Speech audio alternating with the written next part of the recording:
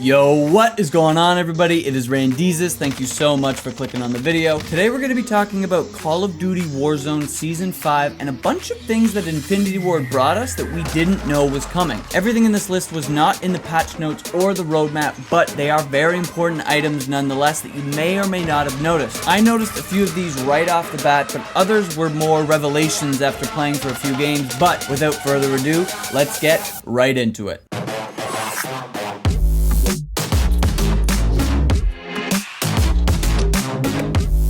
First things first, money. Have you guys noticed that there's significantly more money around the map? Not only do people seem to have more money on them when you kill them, but I've also found that when it's late game and I'm trying to save up enough cash to buy back a squad mate, I'm finding much more money in crates. I mean, orange crates in particular have always had at least $1,200 cash, sometimes as high as $3,600, but I've even found a few bags of cash in more common blue crates. Maybe I'm tripping, or maybe I just got lucky a few times that I needed money fast, but the economy in the game has been much more plentiful. Maybe they took a page out of the US Federal Reserve's book and just printed a few $1 trillion in cash. The next thing is contracts. This definitely ties in with my previous point, but there are 100% way more contracts on the map now, and I love it. It seems like there is a most wanted contract or a bounty contract everywhere you turn, and I think that that's awesome. Like when you first open up the map in the beginning of the game and you see how many contracts are on the map, it must have at least doubled or something along those lines. It's so easy to pick up a scavenger right off the hop or mid-game where I found it previously to be hot zones where people drop. Don't get me wrong, scavenger contracts are still hot drops, but they're much easier to pick up now than they were before. And honestly, the amount of bounty contracts on the map is amazing. I love bounty contracts. If you never pick them up, then you should definitely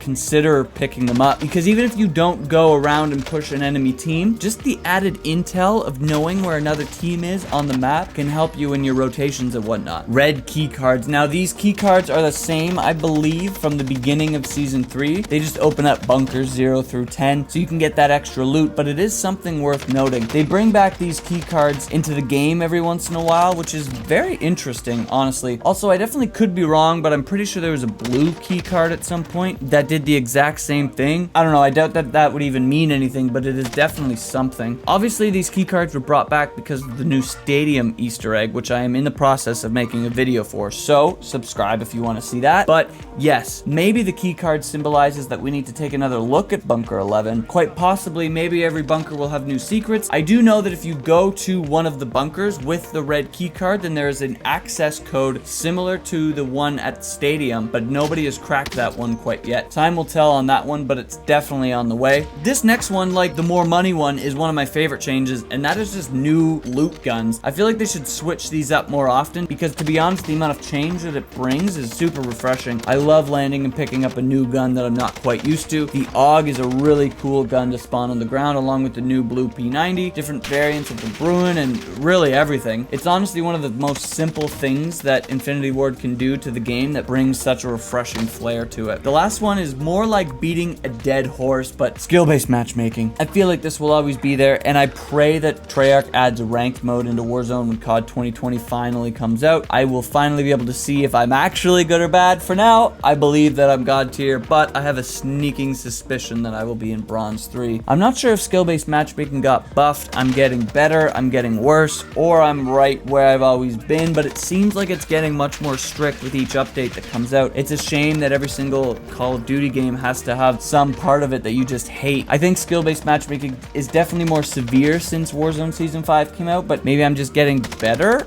I don't know, it seems like wishful thinking. Anyway guys, that is everything new that wasn't in the patch notes. Thank you so much for watching the video. I really appreciate it. Guys, if you liked the video, like the video. If you loved the video, subscribe down below, and let me know in the comment section if there's anything you've noticed in Season 5 that's different than before. Peace out.